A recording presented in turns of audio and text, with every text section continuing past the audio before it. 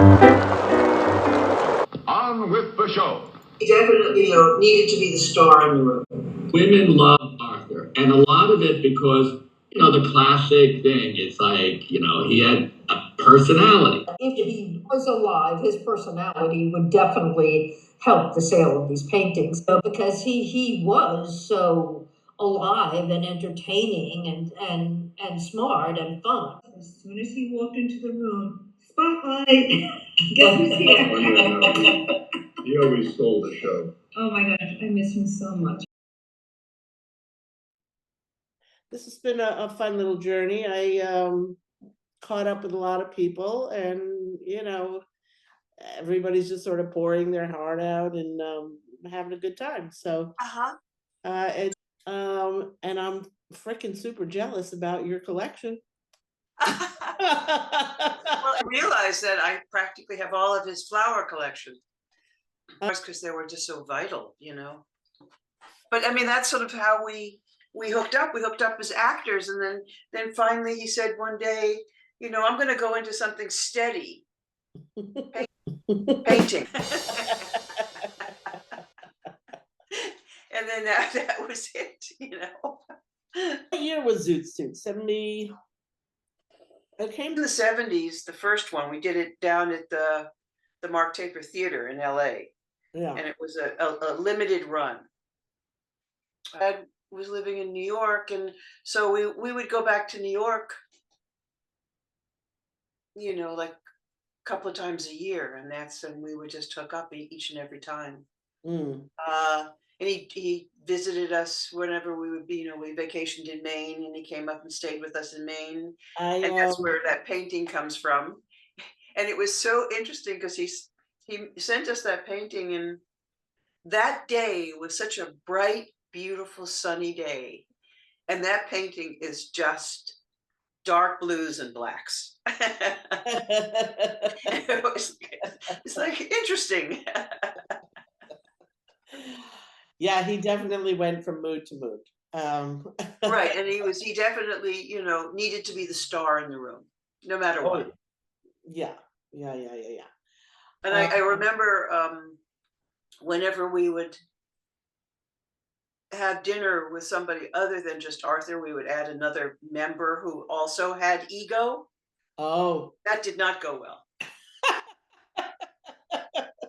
Bet you didn't do that again. I think we tried it twice, and then we never did that again. No. When he closed the gallery and started painting full time, he said, I want to be like the big boys. I want to have my paintings in art museums. And when he got into the Berkshire Museum, he was, this is a great story. He was delighted.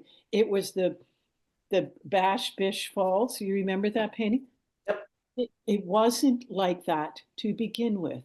Okay. So the one he had originally, so I think it comes down into the one now comes down into like two falls. Is that right? Yep. So right. But this is the story. When we were there, at the Berkshire Museum, and we went to see it up, and there was a woman. We were walking around. There was a woman who stood in front of the painting, and she said to the person next to her, "This doesn't look like the Bash Bish Falls." And Arthur was standing there, and he took it to heart. And because it was, this was a Berkshire Museum. I mean, this was landscapes from the area. So I said to him, let's go see the falls. So we did. We went and looked at them. We had to park the car, and then we had to walk a really long way. So he asked them if he could take the painting home, and he changed it. And he changed it so it would be more realistic. And that people in the area would recognize it, because hikers, you could hike up there, and it was a very well-known picnic spot and hiking place. It was beautiful. The falls were beautiful. So but that Bish Bash or Bash Bish Falls was so funny. He took to heart what that woman said. We were standing right you know, behind her, you know, we were just kind of, and she doesn't look anything like that. We did, we went and checked it out and took it home. He took it. Now all of the rest of the paintings that are in museums, he can't change. Haha.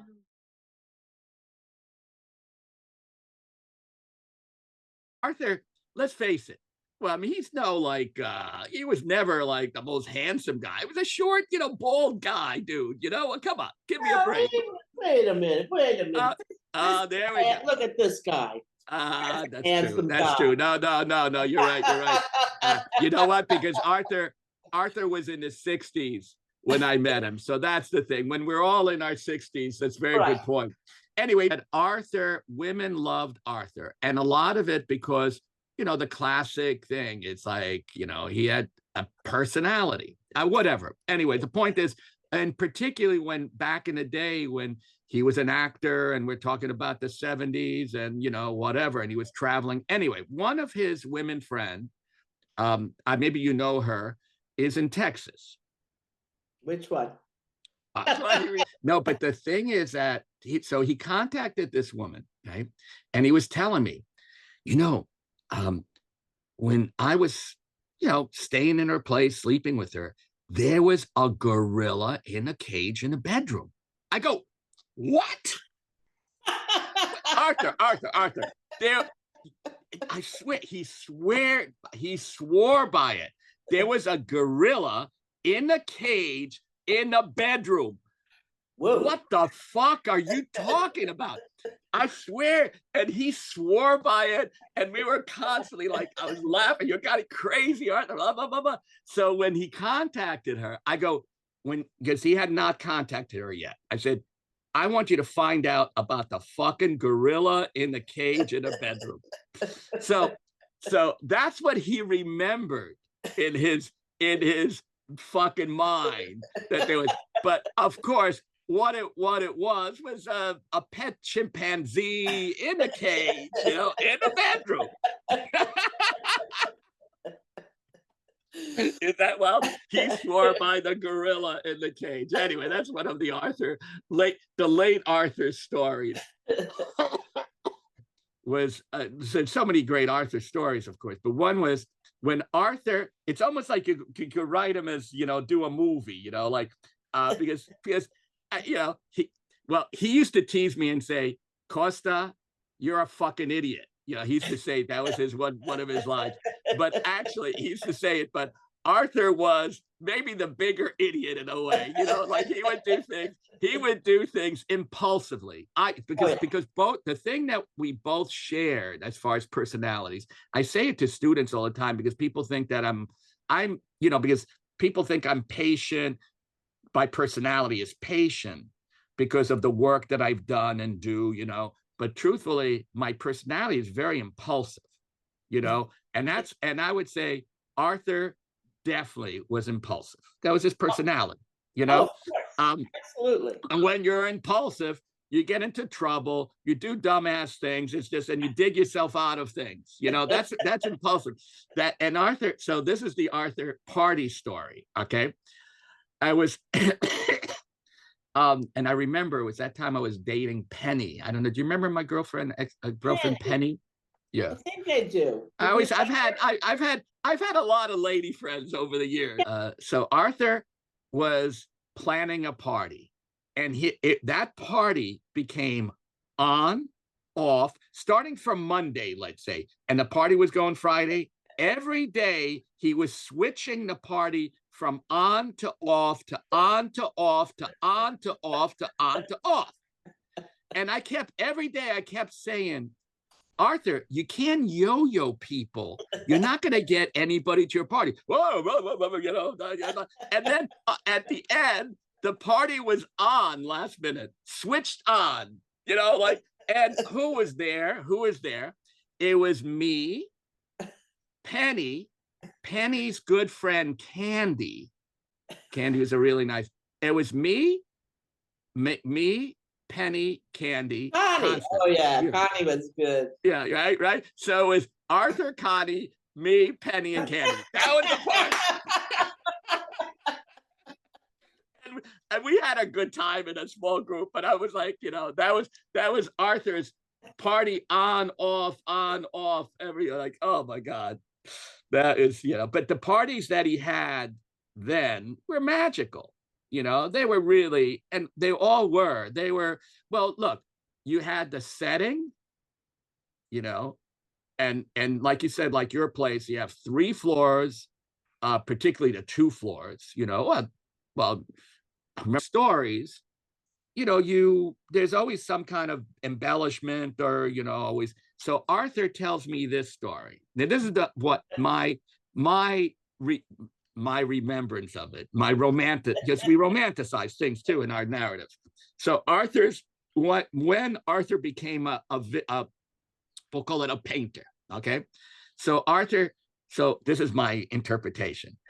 So Arthur, is up for a acting job, for a gig for a sitcom, and he gets a call from his agent, said, "You're dead." So it's the third, whatever they do, the third call or whatever, and he's the agent's going, "You're gonna get it because they want you. It's the third call. Just go. You're gonna get it." So it's a big deal. And so he's this is what it is. This is how I remember. He's walking to the it's almost like a Seinfeld episode or whatever. He's walking to the agency or the place to do the whatever, the last cameo, whatever the fuck.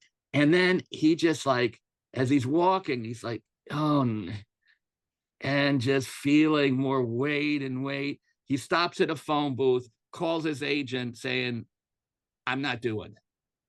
And that's when he decided to be an artist and, get a taxi, whatever, cab job, this, that, and the other. That's the story I remember. That's what I say to people. It's like it was something like that, It's like a little, but it's like, anyway, that's Well, it was. Yeah. I don't think it was a sitcom. I think it was they were going to do Revenge of the Nerds 2, and Revenge of the Nerds 1 was a huge hit.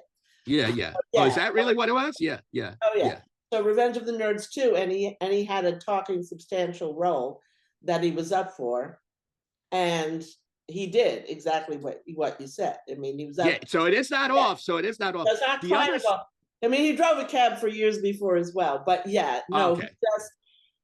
Impulsive. And and that in his work then did take a turn stylistically, and I always say his work is that this is how I described it as far as stylistically. His work is a hybrid of Marston Hartley, and Max Beckmann. Those are the 2 artists I see. That's how merging those 2 artists. That's his stylistic. And Alice Neal on his a little Alice Neal too. Very good point. Throw in Alice Neal. I mean, this is not, very good point. He was a lot of fun, and I'm so glad I knew him because he was a part of my life through many years. And in some ways, I think he was always there to hear, whatever was going on with me. In some ways, he was very steady and you could rely on him, but in many other ways, he wasn't. And certainly if you were related to him and were expecting anything from him, well, good luck on that. It's funny you said, and I'm sort of laughing. I mean, yes, that is true, but everybody else I talk to basically has said the same thing. He's like, he was manic, but he could totally be there for you. Yeah. Yeah, it's true. I have a self-portrait of him in some military uniform. It's called The Man Who Paid $60 for a $20 jacket. Yes. I have. Yes, I know you. Great one. That's a great one. Yeah, and I also have a bunch of Long Island City scenes. I have some of his lovely paintings. I love the fact that he was self-taught. I think that gives it that's part of the problem with using the word self-taught, because it is associated with outsider, people in jail, things like that, people who live on the streets. But he was so beyond that. You couldn't pigeonhole him then. You can't pigeonhole him now. Right. So it's right. better to emphasize the museum collections and, the fact that his paintings are represented in various museums and, Of uh, course, of yeah. course. Well, that's why I work so hard. But yeah, so that is the difficulty with calling it self-taught. But Rousseau was self-taught, Monet was self-taught. Yeah. Um, Yeah. but yeah, he's just in a class by himself. Well, obviously, it's too bad he's not alive. But if Yeah. he was alive, his personality would definitely help the sale of these paintings and help his story in terms of a painter. Because he was so alive and entertaining and smart and fun. He was this exuberant kind of character who was a lot of fun to be around. And I do feel in retrospect, I never thought about this before, but I think a lot of his spirit and a lot of his a kind of inquisitiveness and feeling fun feeling about life does come out in his paintings. And I never thought about it before. I never thought about the relationship of his personality to the work he did. But I do feel a lot of that spirit is in his paintings, and they're fun to live with. Yeah. I mean, he was not a great businessman, let's face it. This was not his forte, being a That would be businessman. an understatement. Well, Carol Zimmer, I certainly appreciate your time and this lovely Absolutely, legacy. whatever. He has a very fun space in my heart. Thank you. I appreciate that. I really do. By him. And actually, I'm looking at the two, so he probably started out with that colorful one behind him. Or do you have two separate ones? No, that's it. That's That's it. it. That's the one. So He that's just, him, he would change the palette a lot. I know.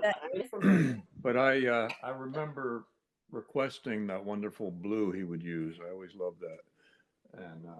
And so the one thing he did was didn't listen to you. Right. But you know what? This is very interesting because, in fact, I was just talking to my grandson about the loaves and the fishes. You see how he has the loaves and the fishes there? I said, that's biblical in the New Testament, the loaves and the fishes. He goes, I know you. He goes, you're always feeding people. That's why I put that there. But my wedding band is on my right hand. It's because you guys love each other so much. I wanted to show that. I met Arthur in the early 1990s. Yes. Because we were both in the same field, in the same business, and the same world in New York City, mostly on the Upper East Side. We were both dealing in paintings and antique frames. And so it's transpired from there. And then he had that wonderful house out in Long Island City, the wonderful brownstone. And so I would go out there sometimes and look at things. And he would come to us too. And then we just became friends. And then we were living in a different house. We were living in Teaneck all the time. Yeah, he would come out here all the time. And of course, as soon as he walked into the room, spotlight, guess who's here? Oh yeah, no, he always stole the show. Oh my gosh, I miss him so much. I think of him all the time. No, he was true an artist. I mean, he obviously, as you know, he was an actor first. Had some interesting parts in movies and TV shows, but he really was an artist, a creative person, and he was quite a big personality. He was a huge personality. And funny, very funny. I always loved his portraiture best, actually. I just think he really captured people's personalities, and there was a lot of feeling and emotion in his portraiture. So, and obviously one of his big influences was Marsden Hartley. Marsden Hartley and Alice Neel were his biggest influences, I think, especially with the portraiture. Well, especially with the portraiture, I would say, leaning more towards Alice Neel. Yeah. Yeah, absolutely. And no, but he really achieved it. I mean, the quality of the work. I mean, he was a gifted artist, a very talented artist. I loved his portraiture. That's what made it great. the talent was just there. It resided with him, you know. He was very good. And he was a lot of fun to be around. Oh my gosh, his He parties. came to all of our parties. He came to all of our parties. We went to all of his parties. It was great. I'll never forget. Wait, one time, we did I did a Thanksgiving. Went over to his house and I made a mushroom pot pie. Well, because you know I'm a vegan. I made a mushroom pot pie, and he's like, "I hate mushrooms. I hate mushrooms." He ate the whole entire thing. There's like 5 different types of mushrooms in there. He was like, "I hate this. Why am I eating this?" You know, it's funny, like, because the way he was eccentric as well in a great way. The way he dressed, like, he would wear the captain's hat all the time. He'd wear spats, the shoes. He'd wear the black and white spats, and he was just so eccentric the way he dressed. But he wasn't flamboyant. You know what I mean? He was he was kind of actually a tough guy. He wasn't feminine at all, but he was just eccentric, you know, and had lots of girlfriends. Some would say crazy. Oh yeah, no, it was great. But he also had a temper, and it was actually funny because his temper was great because it's like, again, it's classic artist stuff. One time he had a lady come over who was in the business, a dealer, a nice lady. And she was walking around his house looking at paintings and stuff, and then she admired his drawings. And she said, "Arthur, you should do a lot more drawings." And for some reason, Arthur took offense to that and threw her out of the house. So, get out, get out. So there was another time where when he had his shop, his little gallery on 26th Street, somebody came in, and I honestly forget what they did, but it offended him. And the next thing you know, he was chasing him down the street. "You are so big," and the guy was just kind of running away from him. So he would, and he got into a little scuffle on the subway once too with a guy. Oh my gosh, yes. So pretty funny stuff. He had quite a temper, but yeah. I never experienced his temper. Multifaceted personality, which was great. He was the best. Lord, I'm getting emotional. Part of our life. Let's not getting emotional. He was a very large yeah, part of our life. Like, and he gave us a painting of a acorn, not an acorn, excuse me, a pine cone that's upstairs, and he wrote on the back of it to us, thanking us for all the support that and love that we gave him. And that is like my favorite thing. And I can't tell you how many times I turn it over just to read it and to see his handwriting. I loved going to the house. We'd do the Friendsgiving. So the day after Thanksgiving each year, we would go and he'd have a bunch of his friends over, and Laura would bring food, and we'd hang out at the house in Long Island City. But I always loved going there because the place was just an artist home and a museum. It was fantastic, and his stuff was everywhere. I have a lot of photos. I have a lot of photos. I was about to turn that. Yeah, I was gonna. And you remember this piece you had in the house? Oh yeah, that's right. Yeah, that captain. That was between the That's years. great. We had that. Yeah, I gave that. I remember I got that from you. I bought that from you and gave it to Patrick as a Christmas present. Yes. Yeah. And because he loved the captain. No, but the whole house was like that. It was just like one after another objects, interesting, unique objects. And then he had his chessboards that he did. And I think the Museum of Modern Art went to the Museum of Modern Art owns one of the chessboards that he made. I have a whole bunch of photos of gatherings we had at the house parties. I have a picture of Costa sitting on the sofa with a big painting behind him. And don't forget the claim to fame on his house in Long Island City, which was that house was used in the movie The Warriors. Oh, was it really? Yeah, you remember The Warriors? Yeah, when she was sitting on the steps, I think. When she came walking down the steps. Yeah, that's right. Yeah, making a chicken noise. Yep. that was the house. Yeah, and we have that painting too of his front door. Oh, it's right. This is very funny because I was with the oldest grandson, Desmond, who's 12, and he said to me, "Hey, Mima, when you and Poppers go to heaven, can I have the portrait of you guys?" Portraits are cool. You know, I like portraits. Absolutely. So, Yeah. But I mean, he did a few portraits where people were not happy. Oh, really? Oh yeah. They didn't understand. Well, you know what it is? That's You have to true. understand when you ask an artist to do your portrait, you have to understand what his style is. You can't, you can't assume Arthur's going to make it look like something costume. If you want something that has a certain style that's interesting and cool with a lot of feeling. And your personalities coming out. Yeah. He Which really both of captured, them, which both of them would have, he of course, captured but personalities. yeah, but right. And so you have to understand that that's what you're going to get. You need to look at the artist's work. It's a different style. So I think his portraits are wonderful. Well, there's a lot of feeling in that. They all had a lot of feeling. What did somebody say once?